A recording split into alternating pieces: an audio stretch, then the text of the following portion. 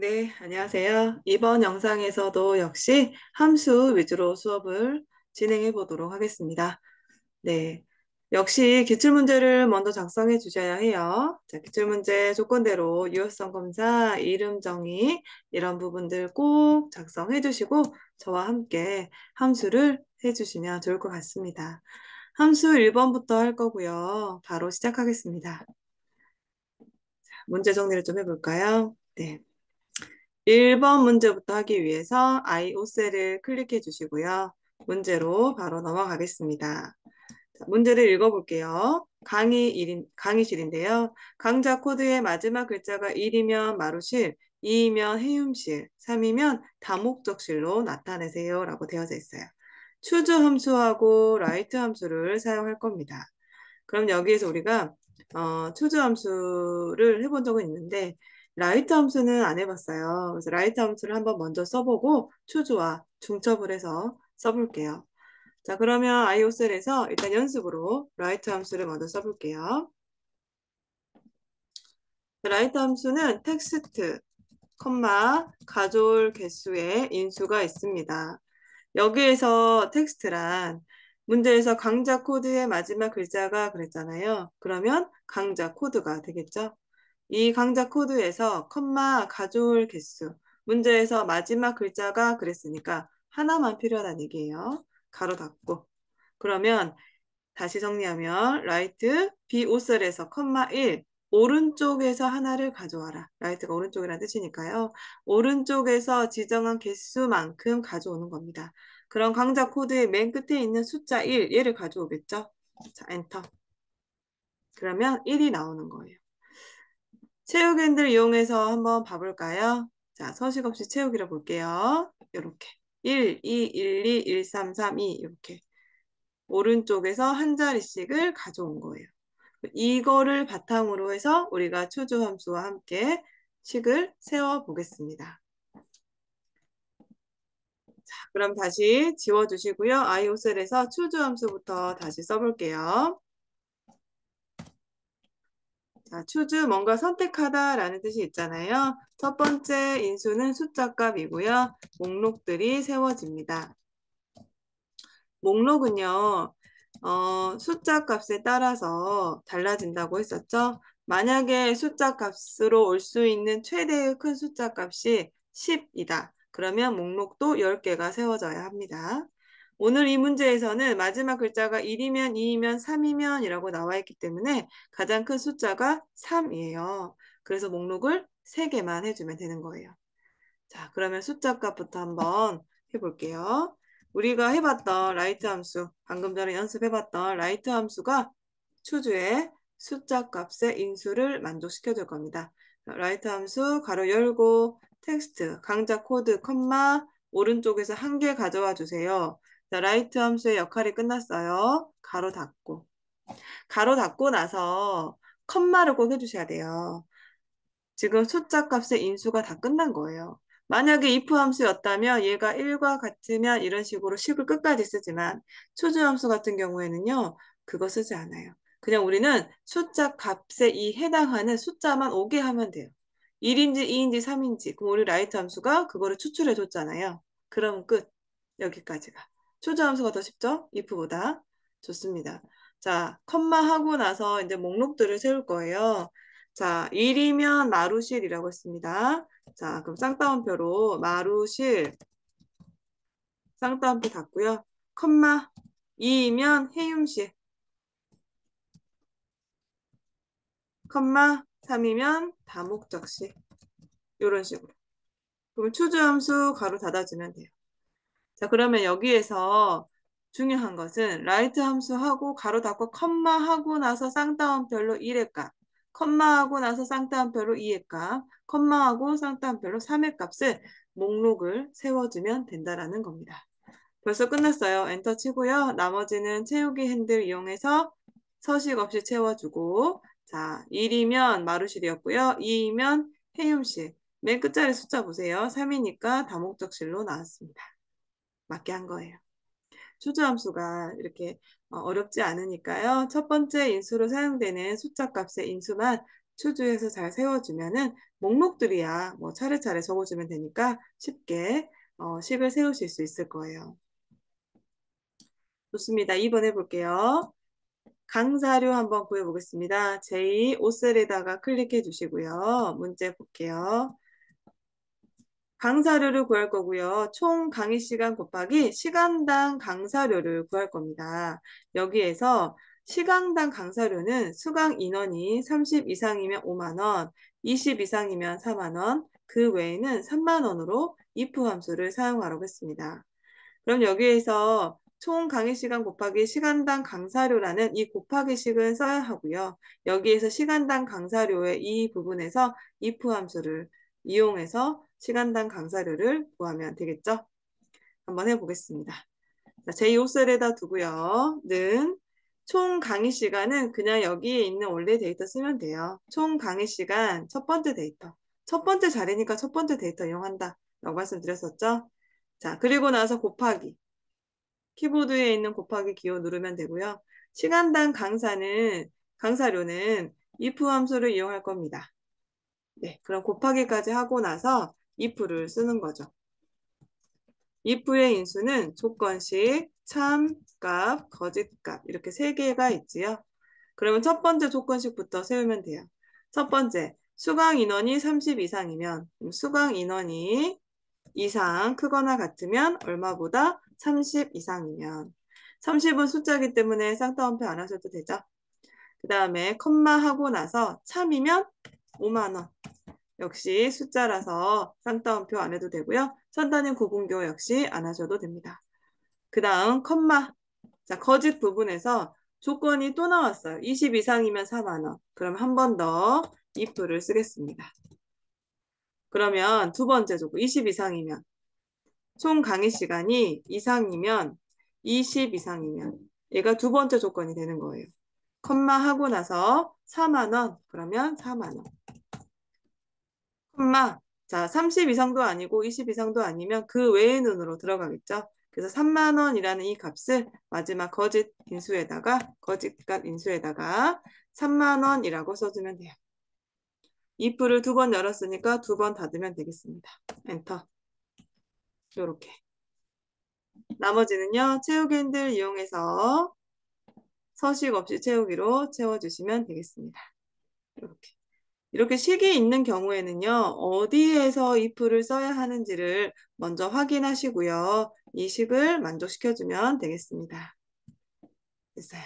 3번 해볼게요. 자, 3번은 자리가 여기입니다. 2에 13셀이 되겠네요. 자, 그러면 3번 문제 볼게요. 국악 강좌의 수강 인원의 합계고요. 조건은 입력 데이터를 이용하고 뒷섬을 사용하래요. 뒷섬은 데이터베이스 함수로 조건에 만족하는 합계를 구해주는 함수죠. 자, 이 13셀에다 클릭하고 자, 는 뒷섬 써볼게요. 데이터베이스 함수의 인수는 다 같다고 했잖아요. 근데 결과값만 달라지는 거예요. 뒷섬은 조건에 만족하는 합계, 뭐 디에버레이지는 조건에 만족하는 평균 이런 식으로 결과값은 달라지지만 안에 들어가는 인수는 같습니다. 자, 그러면 데이터 범위, 열번호, 조건 범위에 세 개의 인수를 가지고 있는 뒷섬을 써볼까요? 데이터 범위란 우리가 작성한 데이터를 말해요. 제목을 포함해서 수강료의 범위까지 우리가 처음에 강좌 코드 막 쓰고 수강료까지 막 쓰잖아요. 이 친구들은 이제 함수를 이용해서 데이터를 만족을 시켜줬고 그래서 우리가 직접 작성해서 완성한 이 순수 데이터들이 데이터 범위가 되는 거죠.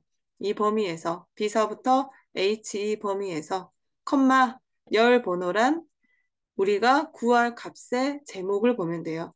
국악 강좌의 수강 인원의 합계, 그럼 수강 인원의 제목을 클릭해도 되고요.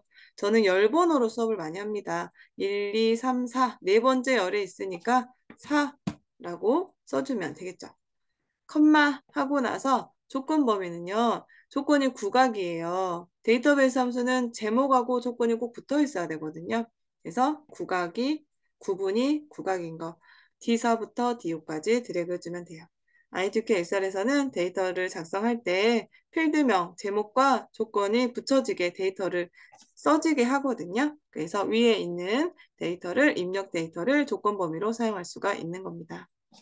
자, 가로 닫고 엔터 치면 국악 강좌에 해당하는 수강 인원의 합계가 구해지는 거죠. 됐습니다. 4번 해볼까요? 자, 4번 역시 데이터베이스 함수가 나왔네요. 읽어보겠습니다. 국악 강좌의 평균 수강료고요. 반올림을 해서 1000단위까지 구하래요. 조건은 입력 데이터를 이용하고 라운드와 디에버레이지 함수를 사용하라고 했습니다. 이런 식으로 값이 나왔다. 그러면 뒤에 이렇게 소수점을 기준으로 앞에 세 자리가 지금 반올림이 돼서 이렇게 표시가 됐습니다. 자, 그러면 일단 한번 하면서 더 자세하게 설명을 드려볼게요.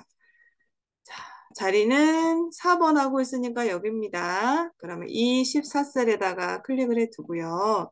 다시 넘어가겠습니다. 라운드 함수랑 중첩해서 이렇게 나오는 경우에는요, 라운드 함수를 먼저 써요. 그 이유는 라운드 함수 인수가 값, 자릿수인데요. 여기서 이 값, 어떤 값이 구해져야 반올림을 하니까 이 값이 여기 이 4번 문제에서는 평균 값이 되는 거예요. 그래서 라운드의 첫 번째 인수인 값, 이거를 만족하기 위해서 디에버레이지를 이용해서 조건에 만족하는 평균을 구해줄 겁니다. 자, 데이터베이스 함수 인수 같다고 했죠? 데이터 범위, 열 번호, 조건 범위 이렇게 되는 거죠. 자, 그러면은 만족시켜 볼까요? 데이터 범위, 강좌 코드부터 수강료의 이 범위에서 열 번호. 우리는 지금 수강료에 대한 평균을 구할 거예요. 그래서 하나, 둘, 셋, 넷, 다섯에서 7번째 수강료가 있어요. 다시 한번 확인. 네, 그래서 7이라고 써주고. 그 다음 조건 범위는 문제에서 국악 강좌 똑같죠, 위에랑. 그러면 구분이 국악인 거. 됐어요. 데이터베이스 함수 끝났으니까 가로 꼭 닫아주세요. 자, 저는 이제 인수를 써서 수업하느라 헷갈리실까 봐 가로를 미리 닫았는데요. 꼭 가로를 닫고 디에버리지 끝났어요. 가로 닫고 이제 라운드로 넘어왔습니다. 자, 라운드 마지막 두 번째 자릿수는요. 마이너스 3의 자리입니다. 자, 이 마이너스 3의 의미는 여기를 통해서 한번 설명드려볼까요? 여기에 점이 있다 치면 좀 키워볼게요. 여기 있다 치면요. 여기가 이렇게 점이 있다. 그럼 1의 자리, 10의 자리, 100의 자리, 1000의 자리거든요. 그럼 여기에서 이 소수점을 기준으로 이쪽 왼쪽으로 가는 거는 마이너스 자리잖아요. 여기는 플러스 자리고 오른쪽으로 가면 이 소수점을 기준으로 해서요. 여기에서 앞으로 가는 이 0의 개수만큼 빼기를 붙여서 자릿수를 채워줘도 돼요.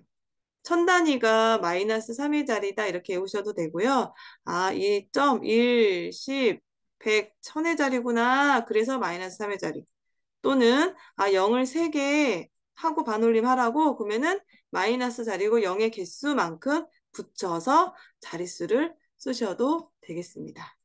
이렇게 해서 자릿수가 되는데요. 만약에 여기서 공이 2개다 그럼 마이너스 2의 자리. 공이 하나만 올림이 됐다 그럼 마이너스 1의 자리. 반대로 이 더하기 자리로 갔다 그러면 1의 자리, 2의 자리, 마이너스 기호 없이 그냥 그렇게 하는 거죠. 첫째 자리, 둘째 자리 이렇게 표현이 되는데요. 여기에서는 하나, 둘, 세 개가 1000의 단위가 올려졌으니 마이너스 3의 자리가 되는 거죠. 네, 이렇게 해서 이 자릿수 부분이 그렇게 어렵진 않지만 몇 번 하다 보면 3개 마이너스 3 이런 식으로 될 거예요. 2개 마이너스 2 이런 식으로. 자, 그래서 소수점을 기준으로 해서 앞뒤 기호가 있고 없고 선택해주면 되고요. 여기는 앞에 왼쪽으로 갔으니까 마이너스 3의 자리가 1000의 자리가 되겠습니다. 네, 엔터 쳐서 확인해 주시면 되겠습니다. 이런 식으로 올라갔죠. 반올림돼서 0의 자리로 표시가 됐습니다. 0으로. 좋습니다. 이렇게 우리가 에버레이지와 라운드와 중첩해서 써보는 거 해봤습니다. 다음 넘어가겠습니다. 이번에는요, 5번 최대 수강 인원 해볼게요. 문제로 넘어가서 자, 최대 수강 인원을 구할 건데요. 정의된 이름 수강 인원을 이용해서 구한 값의 결과에 명을 붙이고 맥스와 문자열 연산자를 사용하래요. 만약에 1이 나왔다 그럼 한 명으로 붙이래요. 자, 한번 해볼게요. 그럼 정의를 미리 이제 해놨겠죠? 작성하시면서 여기 해볼게요. J13셀에다가 두고요. 자, 는 맥스를 써볼게요. 자, 맥스는 인수가 하나라 더 쉬울 거예요. 자, 범위를 지정한 경우에는 범위만 지정해주면 됩니다. 자, 그 범위 내에서 최대값, 가장 큰 값을 추출해주는 함수가 되겠습니다. 자, 그럼 여기서 범위는 문제에서 수강 인원을 이용해서 그랬어요. 그러면 수강 인원의 범위만 잡아주면 되고요. 이름 정의가 앞서서 했기 때문에 수강 인원이라고 뜨면 맞고요. 만약에 이 수강 인원이라고 이름 정의 안 했다 그러면 식을 잠깐 멈추고 이름 정의하고 나서 다시 식을 세워주셔야 합니다. 네, 가로 닫고요. 문자열 연산자 바로 하고요. 명이라고 붙여주래요. 쌍따옴표 이용해서 명해서 뒤에 붙여주면 되겠습니다. 네, 이렇게 해서 가장 수강 인원에서 가장 큰 숫자 32명이라는 데이터를 가져와 주었습니다. 이게 맥스가 하는 일입니다. 최대값, 가장 큰 수를 추출해주는 함수입니다. 자, 마지막으로 6번 문제 해보겠습니다. 여기입니다. 6번 문제 볼게요. 총 강의 시간을 구하라고 했고요. H14셀에서 선택한 강좌 코드에 대한 총 강의 시간을 Vlookup을 이용해서 하래요. 자, 해볼까요? 크기를 좀만 줄여볼까요? 네, 더 잘 보이시죠? 자, 여기다가 J14셀에다가 두고요. 위에 수식 입력줄에서 하겠습니다. 자, Vlookup 열어주시고요. Vlookup의 인수는 4개가 있죠. 값, 테이블 범위, 그 다음에 열 번호, 형식 이렇게 4개의 인수가 있습니다. 자, Vlookup의 값 문제 나와 있어요. H14셀에서 선택한 그랬어요. 그러면 H14셀이 값이 되는 겁니다. 이 값이 자, 테이블 범위란 이 값에 해당하는 강좌 코드에 해당하는 총 강의 시간을 가져올 거예요. 그러면 이런 데이터들이 있는 범위를 말하겠죠. 자, 테이블 범위를 잡을 때의 중요한 것은 앞에서 잡은 이 값이 테이블 범위의 첫 번째 열에 위치해야 된다는 겁니다. 그러면 우리가 테이블 범위는 강좌 코드가 첫 열에 시작이 돼야 되죠. 여기서는 강좌 코드가 원래도 처음에 시작이 돼서 더 헷갈리실 것 같네요. 그래서 강좌 코드가 값이니까 테이블 범위도 강좌 코드를 시작으로 해서 수강료의 범위까지 잡아주시면 됩니다. 자, 열 번호는 방금 잡은 범위 내에서 내가 가지고 올 거. 지금 총 강의 시간을 가져와야 되잖아요. 몇 번째 열에 있는지. 하나, 둘, 셋, 넷, 5번째. 1, 2, 3, 4, 5. 그래서 5번째 열에 있는 총 강의 시간을 보여주세요. 라고 5를 써주는 거죠. 마지막으로 컴마를 했을 때 형식이 나오죠. 유사일치할 건지 정확히 일치할 건지. 네, 정확한 강좌 코드에 대한 총 강의 시간을 가져와야 되기 때문에 정확히 일치로 따닥 가로 닫고 엔터 치시면 됩니다. 여기는 앞서서 유효성 검사를 이용해서 목록을 넣어뒀기 때문에요. 다른 강좌 코드도 눌러보셔서 값이 바뀌는 거를 한번 확인해 주시는 것도 좋다고 했습니다. 네, 됐습니다. 자, 그럼 이제 이어서 조건부 서식까지 또 마무리해야죠. 어떻게 또 함수만 하겠어요? 자, 해볼게요. 자, 7번 문제 한번 읽어볼게요. 조건부 서식의 수식을 이용해서 총 강의 시간이 20 이하인 행 전체에 대한 다음 서식을 적용하라고 합니다. 네. 제가 그 이상, 이하, 초과, 미만을 그 첫 번째 조건부 서식을 설명드릴 때 했었는데요. 자, 다시 한번 설명을 드리면 자, 크거나 같다는 이상으로, 작거나 같다는 이하로 문제에 표시가 됩니다. 얘는 초과, 미만, 같지 않다 또는 아니면서 이런 식으로 그 값이 아닌 거를 찾을 때는 부등호로 서로 마주보고 있는 거고요. 그 다음에 는은 같다가 되겠습니다. 이상, 는이 있고 없고는 값을 포함하냐 안 하냐 이 말이 되겠죠. 자, 그래서 이상, 이하, 초과, 미만, 같지 않다, 아니면서 혹은 같다. 이거를 꼭 외워주셔야 20 이하 그러면 이 부등호를 쓰는구나 라고 바로바로 캐치가 되셔야 한다는 겁니다. 네. 그러면 이어서 다시 해볼게요. 자, 총 강의 시간이 22화인 행 전체라고 했어요. 또 행 전체라는 말이 나왔다. 그러면 조건부 서식은 블럭을 잡고 들어가야 된다고 했는데 순수 데이터들, 이 제목 말고 자, 이 함수 구해진 것까지 블럭 잡아야 돼요. 자, B5부터 J 12까지 행 전체라고 했기 때문에 이 순수 데이터의 전체 블럭을 잡고 홈에서 조건부 서식으로 가시는 거예요. 조건부 서식에서 클릭하고 새 규칙으로 가겠습니다. 여기에서 문제에서 수식을 이용하여 그랬으니까 우리도 수식을 사용하여 클릭하고요. 아래쪽에 수식 입력지 클릭해서 조건을 써보겠습니다. 총 강의 시간이 22화인 그랬어요. 그러면 총 강의 시간의 첫 번째 데이터를 눌러주고요. 그러면 절대참조가 자동으로 들어가니까 키보드에 F4를 한 번, 두 번 눌러서 행을 풀어주세요. 행을 풀어주면 F5, F6 이런 식으로 검사를 조건부 서식이 이제 수행을 하겠죠. 자, 그리고 나서 이하인, 그러면 우리가 이하의 부등 한 번 더 체크해 봤는데요. 이하 작거나 같으면 하고 나서 20 이하인. 우리가 지금 이렇게 수식을 작성했어요. 그러면 이거에 만족하면 파란 굵게. 그러면 서식을 눌러서 색깔은 파란색 굵게로 적용하시면 되겠습니다. 색깔 파란색 굵게 클릭한 겁니다. 확인, 또 확인. 그러면 총 강의 시간이 20 이하인 데이터의 행 전체에 굵게 파랑이 들어간 겁니다. 됐어요. 이렇게 하면 1작업이 마무리가 되시는 거예요. 이렇게 1작업이 잘 돼야 2작업, 3작업, 4작업 이렇게 다 하실 수 있는 거죠. 네. 함수는 잘하시는 방법은 인수를 외우는 것. 그러면 쉽게 식이 세워지니까요. 인수 꼭 외워주시고 부등호 당연히 외워주셔야겠죠. 제가 이 작업을 한번 보여드리면요. 이 작업은 일단은 보여드려 볼게요.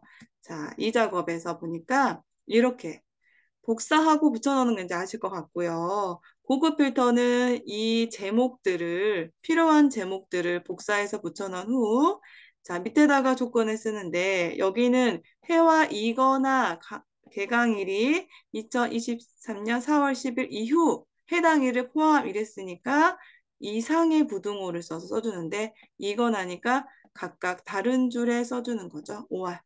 그죠? 그런 다음에 제목들을 복사, 강좌 코드부터 수강료까지 복사 붙여넣기 하고 나서 고급 필터를 들어가는 거죠.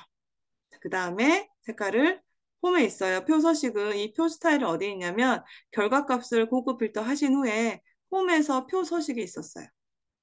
네. 혹시나 이 부분이 기억이 잘 안 나신다. 그러면 앞에 고급 필터 강좌를 한 번 더 체크해 주시면 좋을 것 같습니다. 이렇게 이 작업을 한번 말로라도 설명을 드려봤고요. 3작업을 제가 해드리려고 해요. 피벗 테이블 같은 경우에는요. 디자인을 해서 우리가 수정하는 걸로 하잖아요. 좀 헷갈려 하셔서 제가 피벗 테이블까지 수업을 한번 해보도록 하겠습니다. 자, 한번 읽어볼까요? 제1작업의 시트를 이용해서 제3작업 시트의 조건에 따라 출력 형태와 같이 작업하라고 했습니다. 여기에서는 복사라는 말이 없어요.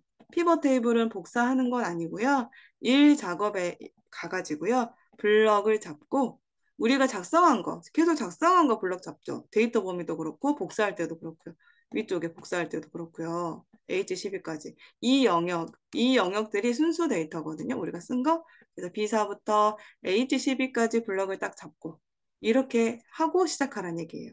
시트를 이용하여 제1작업에서 그래서 B사부터 H12까지 블럭을 잡고요. 삽입이라는 메뉴에 가면 피벗 테이블이라고 있어요. 그래서 피벗 테이블을 눌러서 우리가 범위 설정하고 들어갔으니까 범위 잘 설정됐구나 확인만 하고 기존 워크시트를 누르시고요. 위치에다가 제3작업에다가 그러면은 제3작업을 누를 건데 시작 위치를 한번 확인할게요. 여기입니다.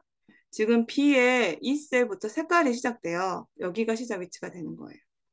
그래서 기존 워크시트를 누르시고요. 제3작업 클릭, B2셀을 클릭해 주시면 돼요. 시작 위치점. 그리고 확인.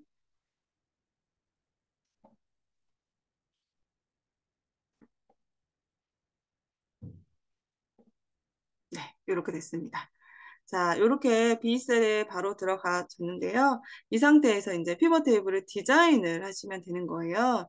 여기에서 만약에 필터가 여기 출력 형태에 있다면 얘가 이렇게 좀 띄어져서 얘가 피벗 테이블인데요. 이거에서 위쪽을 좀 띄어져서 뭔가 필터가 하나 더 생겨 있어야 되는데 없잖아요. 그래서 필터는 없는 거예요, 지금 이 출력 형태에는. 그래서 우리는 여기 안에 있는 얘네들을 기준으로 보면 돼요. 지금 문제에서도 총 강의 시간 및 구분별 강좌명의 개수와 수강료의 평균을 구하세요. 그랬어요. 근데 1번의 이 글씨, 이것만 봐서는 뭐를 어떻게 드래그 하라는 거지가 헷갈려서 얘를 보시면 좋아요.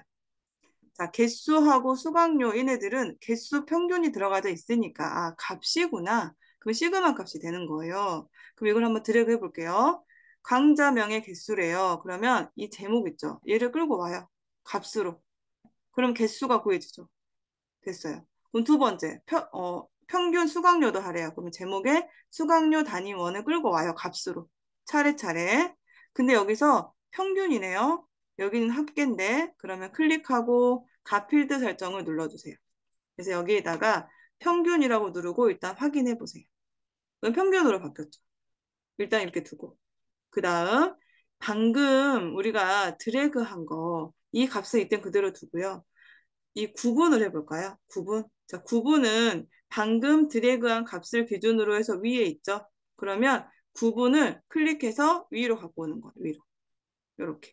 혹시 얘가 이렇게 되면은 모양이 틀어지거든요. 시그마 값을 밑으로. 이게 시그마 값은 자동으로 생성되는 거니까 그대로 둬야 돼요. 값을 끌고 오면서 생성이 된 시그마 값이에요. 놔두고 구분을 끌고 왔어요. 다시 보여드릴게요. 끌고 와요. 시그마 값 위로. 여기로 와야 돼요. 됐죠? 그 다음 이 값들 기준으로 해서 총 강의 시간이 왼쪽에 있어요. 행이네요. 그럼 총 강의 시간이 행으로 끌고 와야 합니다. 요렇게. 일단 모양 틀을 잡을 때는요. 뭐 순서는 구분을 먼저 갖고 와도 돼요. 구분을 먼저 열로 가져오고 뭐 시그마 값은 나중에 갖고 와도 되는 거예요. 그래서 아셔야 될 거는 안쪽에 이렇게 개수나 평균이나 이런 뭔가 구해진 것들은 값이고 그거를 기준으로 위에는 열이고 왼쪽은 행이구나. 그걸 보고 제목들을 끌고 오면 되는 거죠.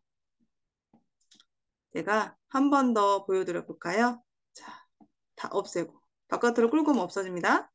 자, 그럼 이번에는요, 한 번 더 보여드려 볼게요. 구분부터 가져와 볼까? 구분이 위에 있어. 열이구나. 그러면은 구분을 끌고 오는 거죠. 그 다음, 왼쪽에는 행이 총 강의 시간이 있네요. 그러면 총 강의 시간을 끌고 오는 거예요. 그리고 강좌명과 평균 각각 차례차례 강좌명을 끌고 와서 개수네 그대로 두고 자, 수강료, 이거 수강료 이제 해야 되겠죠? 그러면 수강료 단위원을 끌고 오고 근데 여기가 합계, 여기는 평균. 그래서 합계 클릭, 가필드 설정 클릭, 평균으로 바꿔주면 되겠습니다. 그러면 이렇게 기본 틀이 만들어지는 거죠. 이렇게 한번 기본 틀을 만들어 봤는데요. 자, 그러면 우리가 기본 틀을 만들었으니 차례차례 한번 수행해 보도록 하겠습니다. 자, 먼저 여기 구분하고요. 총 강의 시간에 이름이 바뀌었죠? 제목이. 그럼 똑같이 자, 여기 행 레이블 클릭해서 직접 쓰는 거예요. 총 강의 시간이라고. 여기 위에 클릭해서 구분. 이렇게 엔터 치시면 되겠습니다. 각각 제가 클릭해서 써져 있는 제목 그대로 써준 거고요. 자, 2번 해볼까요? 총 강의 시간을 그룹화하고 구분을 출력 형태와 같이 정렬하래요. 그럼 총 강의 시간 여기죠? 여기를 그룹화, 여기처럼 그룹화를 할 거예요. 그러면 여기에서 자, 그룹화를 할 때는 이렇게 블럭이 잡아져 있으면 안 돼요. 막 이런 식으로. 그렇게 하면 안 되고 그냥 클릭, 총 강의 시간의 첫 번째 데이터를 클릭하세요. 클릭, 오른쪽 마우스 눌러서 그룹으로 갈 거예요. 그룹 가서 시작. 그러면 시작은 맨 처음에 있는 숫자가 시작값이 되겠죠. 시작값은 9라고 써주면 돼요. 9. 끝값. 끝값은 가장 끝에 있는 값. 그래서 끝값은 32 해주면 되고요. 단위는 첫 번째하고 두 번째 증가되는 값. 이렇게 생각하시면 돼요. 이렇게 두 개. 9에서 17로 증가된 값. 8이죠. 그래서 8. 됐습니다. 시작값, 끝값, 증가된 값 8. 확인해 볼까요? 확인. 이렇게 됐습니다. 우리가 방금 총 강의 시간을 그룹화하고 이거 한 거예요. 그럼 이제 구분을 출력 형태와 같이 정렬하면 되는데요. 구분을 보니까 이런 식으로 회화, 생활건강, 국악 이런 순으로 됐어요. 여기가. 근데 우리는 국악이 앞으로 왔네요. 그리고 여기서 구분 있죠. 여기에서 클릭하셔서 내림차순 해주시면 돼요. 오름차순은 기역부터 희응순이고요. 내림차순은 희응부터 기역순이 되겠습니다. 자, 혹시나 이게 헷갈리시면 둘 다 눌러보세요. 둘 다 눌러서 이게 맞군. 그거 누르시면 됩니다. 여기서는 내림차순이 맞습니다. 네, 됐습니다. 이번에는 3번, 4번 해볼 건데요. 레이블이 있는 셀 병합 및 가운데 맞춘 빈 셀 표시, 행의 총합계는 지우고 여기까지를 한꺼번에 할 수 있는데요. 해보겠습니다. 옵션에 들어가서 하지요. 분석에서 가시면은 이렇게 옵션이라고 있을 거예요. 옵션을 클릭. 이 옵션이 오른쪽 마우스에도 있어요. 자, 오른쪽 마우스 피벗 테이블 옵션 같은 겁니다. 혹시 옵션이 안 보이면 오른쪽 마우스 눌러서 하시면 돼요. 자, 여기에서 레이블이 있는 셀 병합 및 가운데 맞춤 이거죠. 자, 레이블이 있는 셀 병합 및 가운데 맞춤은 이렇게 제목이 있는데 옆에 비어 있다. 그럼 이거 합치라는 얘기예요. 합치고 가운데 두라는 얘기입니다. 체크했고, 자, 빈 셀 표시는 별 3개로 하래요. 그럼 빈 셀 표시 옆에 클릭해서 별 3개 넣어주면 되겠죠? 별 3개. 그 다음 행의 총합계는 지우래요. 그러면 요약 및 필터에 가서 행의 총합계 표시되어져 있는 거를 풀고 풀어주면 지우고가 되겠죠. 행의 총합계 표시를 안 하겠다. 지워주세요. 그리고 확인하시면 되겠습니다. 그리고 나머지는 출력 형태와 같이 하래요. 여기 천단위 구분기호라던가 소수점 이런 정리를 말하는 건데요. 자, 이거 한번 제가 키워서 보여드릴게요. 여기에서 이 데이터, 숫자 데이터들 있죠. 1부터 그냥 다 잡으면 돼요. 여기 이 데이터들 다 잡아서 홈에 가서 이 천단위 쉼표 스타일을 눌러주시면 됩니다. 쉼표 스타일을 누르면 소수점과 천단위가 정렬이 되면서 출력 형태와 동일하게 됩니다. 이렇게 다 됐습니다. 그리고 한 가지 이제 팁으로 알려드리자면요. 작업하시다가 이 필드 이 창을 만약에 닫았다. 그러면 당황하지 마시고요. 위쪽에 분석이라는 메뉴에 가면요. 필드 목록 있어요. 얘를 누르면 다시 나와요. 그래서 걱정하지 마시고 혹시나 실수로 닫은 경우에는 필드 목록 눌러서 나오게 하면 되겠습니다. 자, 이렇게 해서 우리 피벗 테이블까지 한번 다시 해봤어요.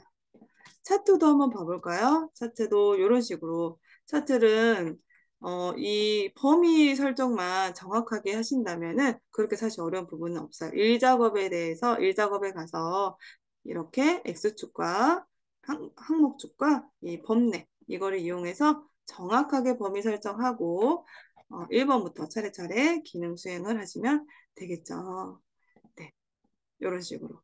그래서 우리가 1작업부터 4작업까지 1시간 동안 작업하는 건데요.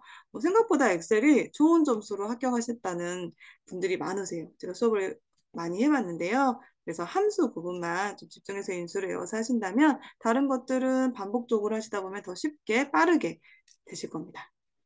네, 제가 준비한 ITQ 엑셀 수업은 여기까지 하도록 하고요. 좋은 성적으로 ITQ 엑셀도 합격하시길 바라겠습니다.